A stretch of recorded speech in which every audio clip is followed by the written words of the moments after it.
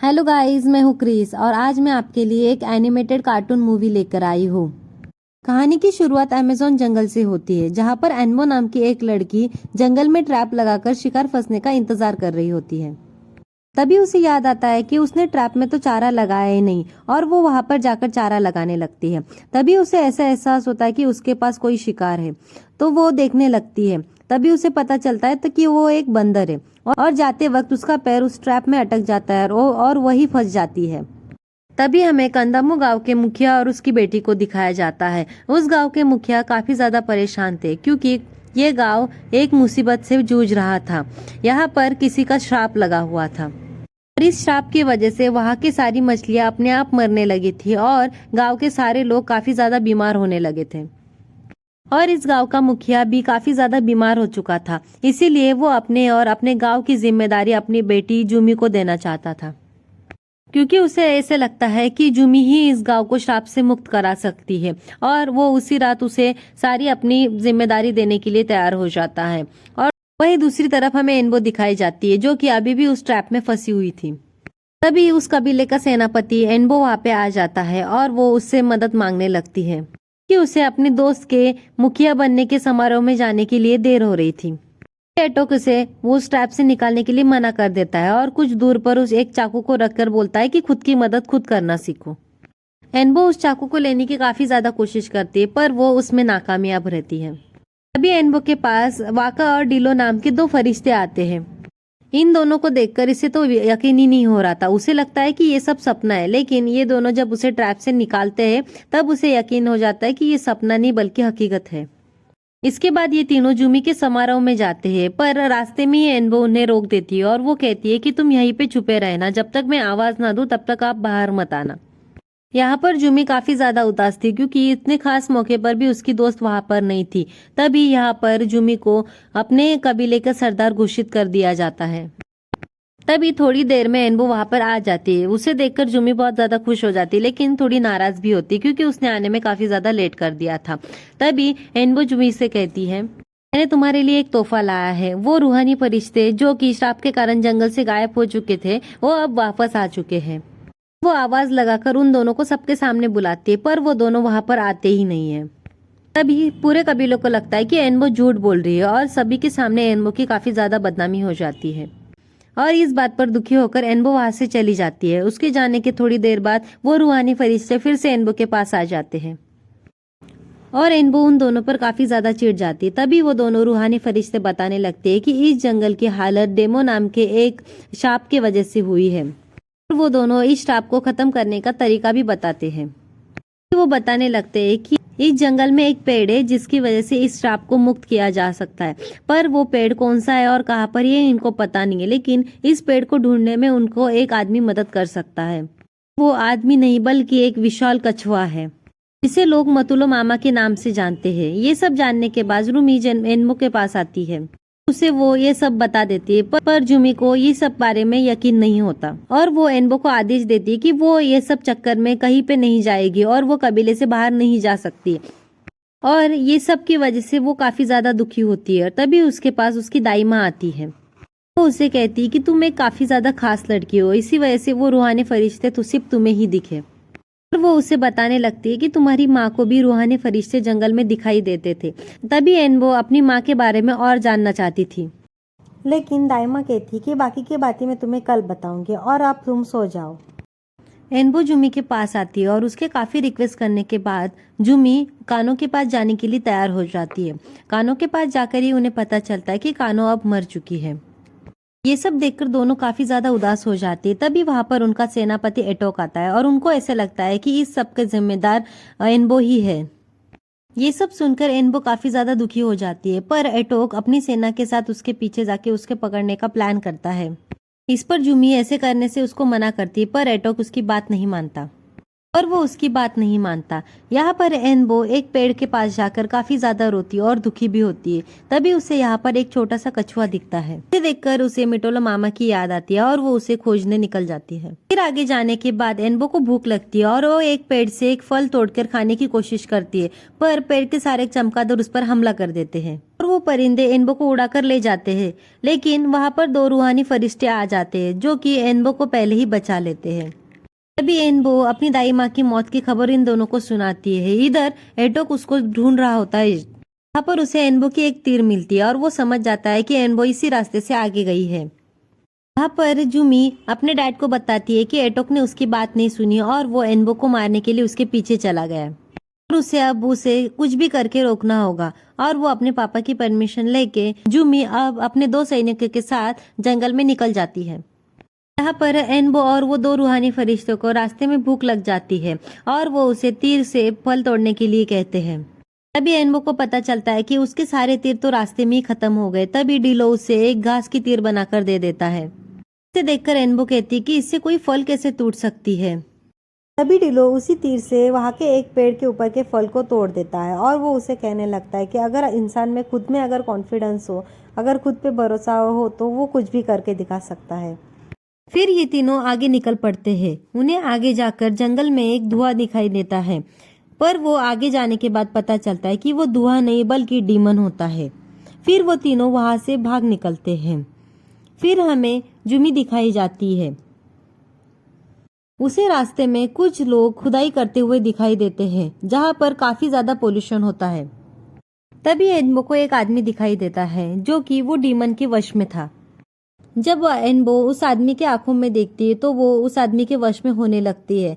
तभी वो रूहानी फरिश्ते आकर एनबो को वहां से लेकर जाते हैं। वो डीमन इन तीनों का पीछा करने लगता है। तभी ये तीनों अपनी जान बचाने के लिए नदी में कूद जाते हैं। कुछ देर बाद एनबो जब अपना मुंह धो रही होती है तभी पीछे से कोई आकर उसे पकड़कर ले जाता है।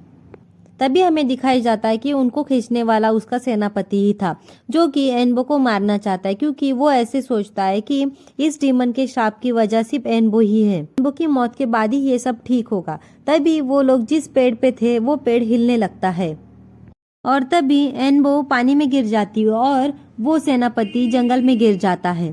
तभी किनारे पर आने के बाद एनबो को वही कछुआ दिखता है और वो कछुआ आगे आगे जाने लगता है। एनबो उसके पीछे पीछे जाने लगती है। तभी वो लोग एक बहुत बड़ी गुफा में जाते हैं और तभी वहां पर एनबो को मटुलो मामा मिल जाते हैं। तभी एनबो उसने कहती है कि मुझे अपने गांव को श्राप से मुक्त करना है, मुझे उस पेड़ के बारे में जानना है, वो पेड़ कहाँ पर है।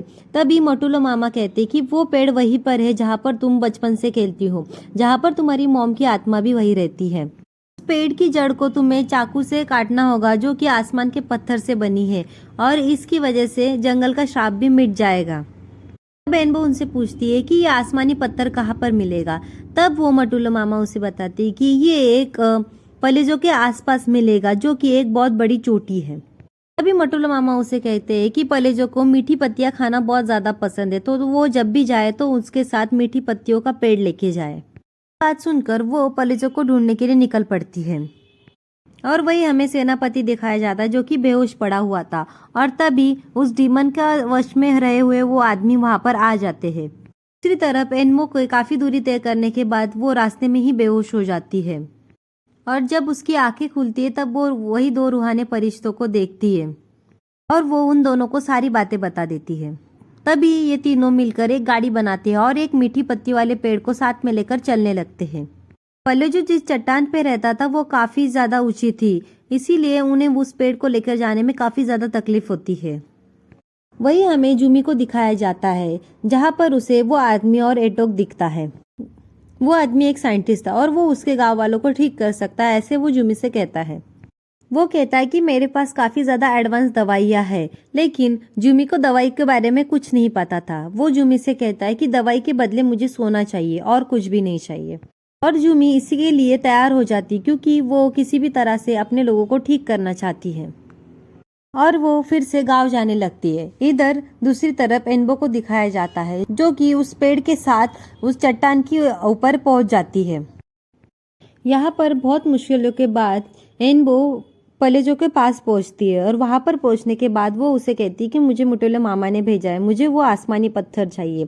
लेकिन वो इधर उधर की बातें करने लगता है। लेकिन जब एनबो मीठे पेड़ की पत्तियां दिखाती है तब वो खुश हो जाता है और उसे वो आसमानी पत्थर दे देता है और उस पत्थर का वो एक चाकू भी बनाकर दे देता है। तभी वहां की सारी चट्टानें हिलने लगती है क्योंकि वहां पर ज्वालामुखी फूटने वाला था। तभी ये तीनों वहां से निकलने की कोशिश करने लगते। तभी वहां पर एक छोटा सा ज्वालामुखी फूटता है जिसकी वजह से उनके वापस जाने का रास्ता बंद हो जाता है। तभी एनबो पलेजो को उसका पंख मांगती है जो कि उसके बदले में वो उसे और भी ज्यादा मीठी पत्तियों का पेड़ ला कर देगी, ऐसा वादा करती है। तो जो उनको उनका पंखा दे देता है और वो तीनों वहां से उड़कर निकल जाते हैं। पर आधे रास्ते में ही उनका पंखा टूट जाता है क्योंकि बाका का वजन बहुत ज्यादा होता है। तो बाका उन दोनों को ही वहां से नीचे जाने के लिए कहता है। वो पंखे के साथ उन दोनों को धक्का दे देता है और वो दोनों सीधा उसी पेड़ के पास पहुंच जाते जहां पर वो खेला करती थी। और थोड़ी देर में बाका भी वहां से आ जाता है क्योंकि वो बाप की मदद से उड़ के यहाँ पर आया था। फिर एनबो उस पेड़ के पास जाती है और वो उसकी जड़ को काटने लगती है। तभी वहां पर जूमी आ जाती है और वो उसे कहती है कि अब इस सब की कोई जरूरत नहीं क्योंकि एक आदमी ने उसके डैड को काफी ज्यादा ठीक कर दिया है। वो उसे साथ में लेकर आ जाती है। तभी जूमी और एनबो उस आदमी के पास आते हैं। जब एनबो उस आदमी को देखती है तो काफी ज्यादा डर जाती है क्योंकि ये आदमी वही था जो कि डीमन के वश में था। वो वहां से भागकर बाहर आ जाती है। तभी जूमी एनबो को पूछती कि क्या हुआ। तब एनबो बताती कि ये आदमी उसी डेमन के वश में है। लेकिन जूमी उस पर भरोसा नहीं करती क्योंकि उसने कभी भी उसकी बातों का भरोसा नहीं किया था और जूमी वहां से चली जाती है। जब एटोक उस आदमी के पास आता है तब उसे भी उस आदमी के बारे में सच्चाई पता चल जाती है और वो भागकर एनबो के पास आ जाता है जो कि उसी पेड़ के नीचे बैठी थी। और वो एनबो से अपने किए की माफी भी मांगता है क्योंकि उससे पता चल जाता है कि क्या सही है और क्या गलत है। इसके बाद ये दोनों उस चाकू की मदद से उस पेड़ की जड़ को काटने लगते हैं। पेड़ के कटने के बाद उसी पेड़ में से उसकी माँ निकलती है और उसे देखने के बाद ये काफी ज्यादा खुश हो जाती है। एनबो की माँ अपनी शक्ति से उसे एक तीर बनाकर देती है। यही दूसरी तरफ जूमी और उसके डैड उस आदमी के वश में हो गए थे और जूमी सारे गांव वालों को आदेश देती है कि वो इस आदमी के सामने झुक जाए और उसी तरह सारे लोग भी उसके वश में हो जाते हैं और उसके सामने झुक जाते हैं। इधर एनबो की मॉम सोना निकालने वाली मशीनों को रोकती है और इस साइंटिस्ट के पास आती है और तभी हमें यहाँ पर पता चलता है कि ये साइंटिस्ट तो एनबो के डैड है। इसे काफी समय पहले उसकी मॉम यहाँ पर लेकर आई थी लेकिन अब ये डीमन के वश में हो चुका था। ये सुनकर याकुरोना को काफी ज्यादा गुस्सा आता है और वो अपने असली रूप में आ जाता है। उसके बाद वो जूमी को लेकर उन मशीनों के पास चला जाता है। सभी लोग जूमी को बचाने के लिए याकुरोना के पीछे जाते हैं। इसके बाद एनबो जूमी को बचाने के लिए याकुरोना पर उस जादुई तीर से वार करती है लेकिन वो उसे अपना डैड समझकर वो तीर चला नहीं पाती। तभी उसकी मॉम वहां पर आ जाती है और वो उसे समझाती है। वो कहती है कि वो अपने डैड पर तीर नहीं चला रही है, उसके अंदर छुपे हुए डेमन पर तीर चला रही है। इसके बाद एनबो इस तीर को चला देती है जिसके बाद डेमन की मौत हो जाती है। इसके बाद उसके डैड अपने असली रूप में आ जाते हैं और जिसे देखकर एनबो काफी ज्यादा खुश हो जाती है। इसके बाद उसके मॉम और डैड उसी पेड़ के अंदर समा जाते हैं और यहीं पर हमारी कहानी खत्म हो जाती है। गाइस प्लीज प्लीज प्लीज मेरे चैनल को लाइक करना, शेयर करना और सब्सक्राइब करना। Thank you.